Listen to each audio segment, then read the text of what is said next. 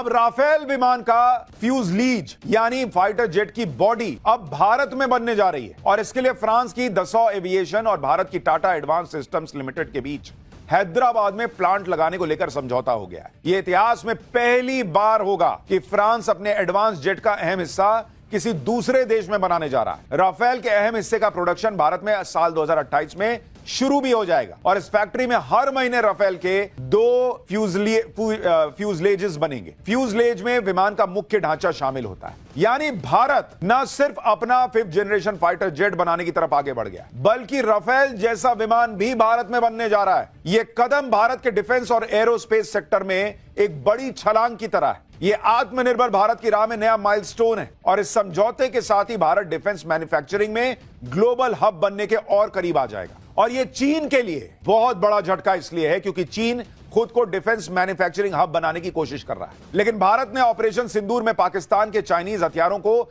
धुआं करके चीन की पूरी डिफेंस मार्केट गिरा दी। भारत ने अपने स्वदेशी हथियारों का जलवा दिखाकर अपने लिए दुनिया की बड़ी मार्केट को खोल दिया और आज की डेट में देखिए कि भारत का आकाश तीर हो, ब्रह्मोस हो, भाई खरीदने के लिए लाइन लग गई कि गजब चीज है यार, तुम्हारे पास हमको भी दो। और अब ये ऐसी भी रिपोर्ट आ रही है कि चीन ने मान लिया है कि उसका एयर डिफेंस सिस्टम HQ-9 और HQ-16 भारत की ब्रह्मोस मिसाइल का मुकाबला नहीं कर सकता। रिपोर्ट में दावा है कि पाकिस्तान ने चीन से इसकी शिकायत भी की है कि उसके एयर डिफेंस सिस्टम भारत की मिसाइल को रोकने में नाकाम रहे। भाई पाकिस्तान ने धीरे हल्की आवाज में कहा होगा, लेकिन कहा क्या दियो यार चाइनीज माल, इंडिया मार के चला गया, ये बजा ही नहीं, बीप बीप नहीं कर रहा था। इस पर चीन ने बहाना बनाते हुए पाकिस्तान को कह दिया कि उसके एयर डिफेंस सिस्टम ब्रह्मोस जैसी हाईटेक मिसाइल्स को रोकने के लिए बने ही नहीं थे। यानी चीन भी मान रहा है कि भारत ब्रह्मोस से मारता है तो चीन के औकात के बाहर की बात है कि वो उसको समझ पाए और रोक पाए।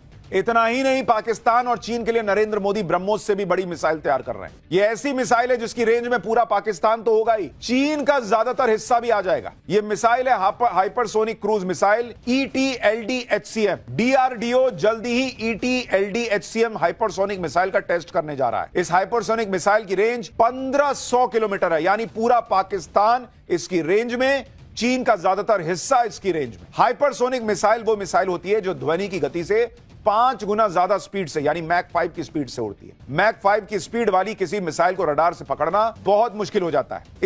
इसकी गति इतनी तेज होती है कि 1 सेकंड में 1.5 किलोमीटर से ज्यादा की दूरी तय करती है। 1 सेकंड में 1.5 किलोमीटर। तेज गति की वजह से रडार ऐसी मिसाइल को ट्रैक नहीं कर पाते। ऐसी मिसाइल्स को रोकना नामुमकिन जैसा होता है। सबसे बड़ी बात यह है कि हाइपरसोनिक मिसाइल का एक्सटेंडेड वर्जन है ये। आमतौर पर जो हाइपरसोनिक मिसाइल होती है वो अपनी टॉप स्पीड में सीमित समय के लिए रह पाती, लेकिन एक्सटेंडेड हाइपरसोनिक मिसाइल ज्यादा समय तक टॉप स्पीड में रहती, जिससे इनकी रेंज भी बढ़ जाती है। भारत की ऐसी ताकत देखकर ही क्या चीन